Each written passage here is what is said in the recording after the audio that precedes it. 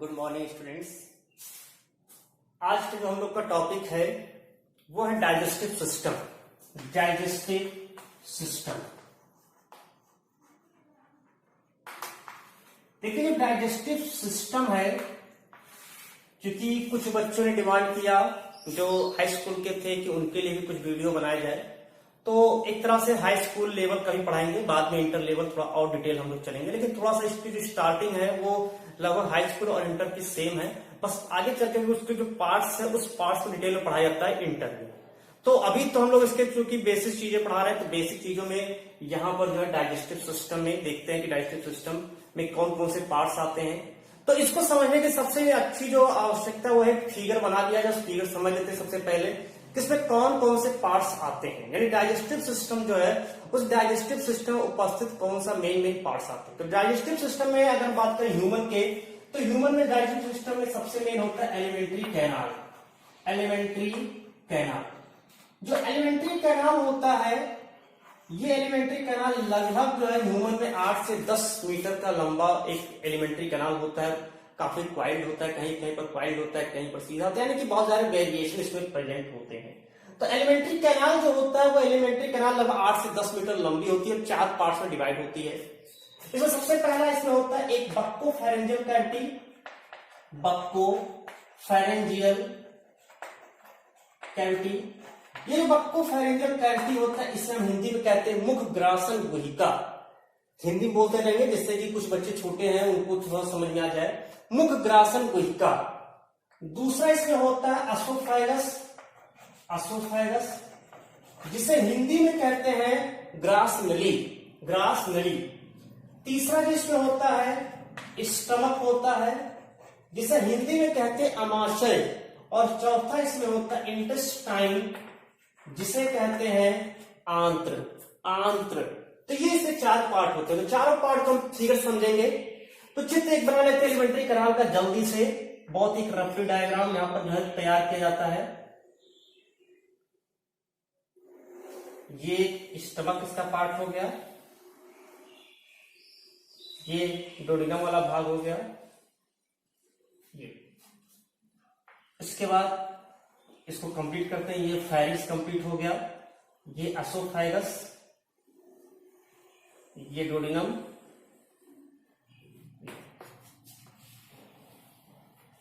और ये यहां पर जो है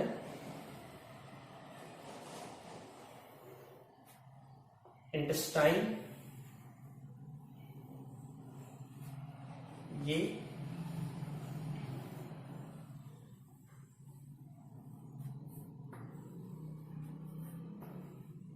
सिग्मोइड थोड़ा सा घुमा होता है, ये रेक्टम,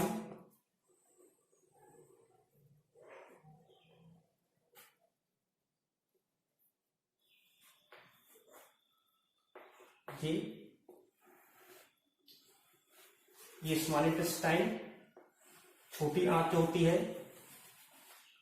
छोटी आंत हो गई। बनाने का तरीका अपना देख लेंगे, इसको कैसे बना जाता है।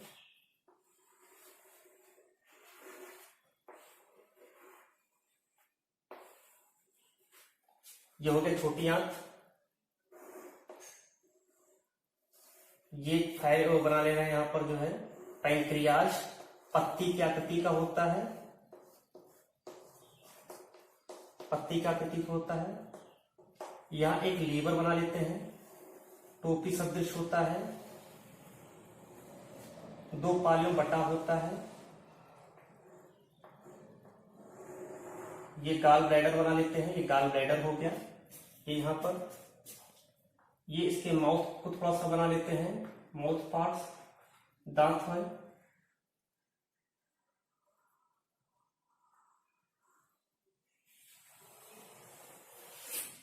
ये हो गया।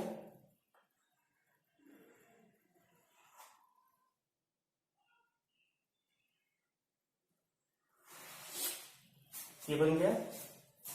यहां पर जो है एक ग्लैंड, 2 ग्लैंड, 3 ये लाल ग्रंथियां होती हैं। तो अप्रॉक्स ये जो है कुछ कुछ यहां पर जो है बन गया। ठीक, ये पूरा पार्ट्स होता है जो है एलिमेंट्री कैनाल का। बहुत ही रफली डायग्राम एक तरह से है। ये जो होता है इसका माउथ होता है, इसको हम लोग बक्कल कैविटी यहां पर रहेगा, माउथ में बक्कल कैविटी, माउथ यानी मुख। ये जो बक्कल कैविटी जो हमारा देख रहे हैं ये बक्कल कैविटी होता है, इसमें बहुत सारे भाग जैसे दांत होते हैं भोजन को चबाने के लिए, इसके बारे में डिटेल भी करेंगे। अभी तो केवल हम लोग इसके टॉपिक पे चल रहे हैं कि इसके पार्ट्स कौन कौन से, पार्ट्स ऑफ एलिमेंट्री कैनाल। तो उसमें दांत होंगे, जीभ होगा, तालू होगा, पीछे की ओर यूबुला होगा, आगे की ओर होठ होगा। तो इतने भागों से घिरा हुआ जो है ये डाइजेस्टिव वो जो बक्कल कैविटी मुख गुहा होता है वो पाया जाता है। इसी मुख गुहा के बाहर देखिए, मुख गुहा में, मुख गुहा मतलब जो खोखला स्थान होता है उसको कहते हैं। तो उसी की जो दीवारें होती है, दीवारों में 3 प्रकार की लाल ग्रंथियां पाई जाती है। एक जहां कान की उत्पत्ति हो रही है, इसको कर्ण मूल ग्रंथि कहते हैं, जहां से कान, कर्ण मतलब कान, मूल मतलब उत्पत्ति, तो उसको इंग्लिश में पैरोटिड ग्लैंड्स कहते हैं। इसमें जो उपस्थित नलिका उसको स्टेंसन डक्ट कहते हैं। दूसरी जो होती है वो अधोहन ग्रंथि, जो यहाँ पर संधायक क्षेत्र होता है अधोहन, उसको अधोहन ग्रंथि कहते हैं, यानी इसको इंग्लिश में सब मैंडिबुलर या सब मैजिलरी ग्लैंड कहते हैं। ये वाटस डक्ट, इसमें एक डक्ट पाई जाती है नलिका वाटस डक्ट, इसको भी डिटेल में हम लोग पढ़ेंगे। तीसरा एक जीभ के नीचे सबलिंगुअल ग्लैंड अधो जिह्वा ग्रंथि, सबलिंगुअल ग्लैंड अधो जिह्वा ग्रंथि, ये लगभग 8 से लेकर के 20 नलिकाओं का समूह होता है, इसे हम रेविनस डक्ट कहते हैं। तो ये इसमें बक्कल कैविटी है। इसके बाद इस बक्कल कैविटी में ये इस पर लाल ग्रंथियां सलाइवरी ग्लैंड है, नामकरण कर देते हैं, ये पैरोटिड ग्लैंड है, पैरोटिड ग्लैंड। ये हो गया सब मैजिलरी ग्लैंड, और ये हो गया सब लिंगुअल ग्लैंड। इन तीनों को कहते हैं सलाइवरी ग्लैंड। ये जो पार्ट होता है इसको कहते हैं यहां पर फेरिंक्स ग्रसनी, लगभग 13 सेंटीमीटर लंबी उल्टे कीप नुमा संरचना होती है। इसमें 2 भाग नेजोफेरेंस और ओरोफेरेंस आगे वाले भाग में होता है। ये लगभग 25 सेंटीमीटर लंबी असोफेगस होता है, असोफेगस होता है 25 सेंटीमीटर लंबी एक नलिका होती है असोफेगिक, जिसमें क्रमाकोचन गतियां एक यूनिट डायरेक्शन में होती है, यानी ऊपर से नीचे की ओर होती है। ये जो होता है इसको गॉल ब्लैडर कहते हैं, गॉल ब्लैडर, जिसको हिंदी में जो है पित्ताशय कहते हैं, पित्ताशय। और ये होता है लीवर यानी यकृत, जो हमारे शरीर की सबसे बड़ी ग्रंथि होती है और सबसे इंपॉर्टेंट ग्रंथि होती है। ये जो भाग होता है इसको जो है इसको स्टमक कहते हैं। स्टमक में भी कई पार्ट्स होते हैं। यहां पर एक जो है पहले लगा होता है, स्फिंक्टर्स लगे होते हैं, जिसको हम कार्डियक स्फिंक्टर कहते हैं। ये जो होता है इसको हम लोग कार्डियक स्फिंक्टर कहते हैं, कार्डियक स्फिंक्टर। ये जो भाग होता है इसको हम लोग कार्डियक पार्ट कहते हैं, आमाशय का कार्डियक पार्ट। ऊपर थोड़ा भाग होता है इसको जो है यहाँ पर जो ऊपरी भाग है एक कार्डियक पार्ट हो गया। उसके बाद यहां पर बॉडी ऑफ स्टमक होता है, बॉडी ऑफ स्टमक, ठीक। थोड़ा सा और ऊपर क्यों जाए, ये थोड़ा इधर रखेंगे, आगे क्यों यहां, और ऊपर क्यों जाए इसे फंडिक पार्ट होता है, फंडिक पार्ट। और सबसे नीचे की ओर जो है पाइलोरिक पार्ट होता है। तो ये सब मिला करके चारों भाग जो होता है ये स्टमक का ही भाग होता है, स्टमक इसको कहते हैं। ये जो पार्ट होता है इसको ड्यूडेनम कहते हैं, ड्यूडेनम। ये जहां से जुड़ा रहता है इसको जो है जहां पे जुड़ा हुआ है डक्ट ऑफ सेंटोरिनी कहते हैं। जहां से पैंक्रियाज की नलिका होती है, पैंक्रियाटिक डक्ट आगे चल करके जो खुलती है ड्यूडेनम, उसको डक्ट ऑफ सेंटोरिनी कहते हैं, डक्ट ऑफ सेंटोरिनी। ये जो होता है इसको जो है जो इस बाइल डक्ट और ये पैंक्रियाटिक डक्ट मिलता है इसको हिपैटो पैंक्रियाटिक एंकुला कहते हैं। ये जो होता है इसको जो है पैंक्रियाज कहते हैं, पैंक्रियाज कहते हैं। ये जो पार्ट होता है इसमें ये सीकम होता है, सीकम, जो कि लार्ज इंटेस्टाइन का सबसे पहला पार्ट है। ये कोलन है, लेकिन कोलन 4 प्रकार के होते हैं। तो पहला ये असेंडिंग कोलन है, असेंडिंग कोलन। दूसरा जो होता है इसको हम लोग जो है ट्रांसवर्स कोलन कहते हैं, ट्रांसवर्स कोलन, ये डिसेंडिंग कोलन होता है, डिसेंडिंग कोलन। ये घुमा जो है सिग्मॉइड कोलन कहते हैं, सिग्मॉइड कोलन। इसको रेक्टम कहते हैं, रेक्टम। ऊपरी जो भाग होता है इसको जेजुनम कहते हैं, यानी स्मॉल इंटेस्टाइन का पार्ट हो गया ये। और सबसे नीचे वाला भाग होता है इसको इलियम यानी स्मॉल इंटेस्टाइन का पार्ट होता है। तो इस तरह से स्मॉल इंटेस्टाइन में भी 3 भाग होते हैं, डोडिनम, जेजुनम, इलियम।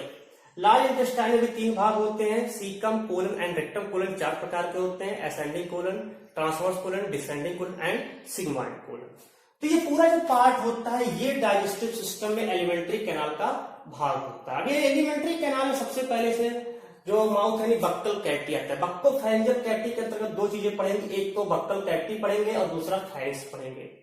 फिर असोफेगस को अलग पढ़ा जाएगा, फिर स्टमक है, स्टमक को यहाँ पूरा पार्ट पढ़ेंगे। स्टमक काफी इंपॉर्टेंट है, इसमें कुछ गैस्ट्रिक ग्लैंड्स पाई जाती हैं, उसमें भी 4 प्रकार की कोशिकाएं, उन सब कोशिकाओं के बारे में जानेंगे। फिर उसके बाद डोडिनम जो आता है ये इंटेस्टाइन वाले भाग पढ़ेंगे। इंटेस्टाइन 2 प्रकार का होता है, large intestine and small intestine. तो जो स्मॉल इंटेस्टाइन होता है उस स्मॉल इंटेस्टाइन में सबसे पहला भाग डोडिनम होता है, फिर अंतर की ओर जेजुनम होता है और फिर इलियम होता है।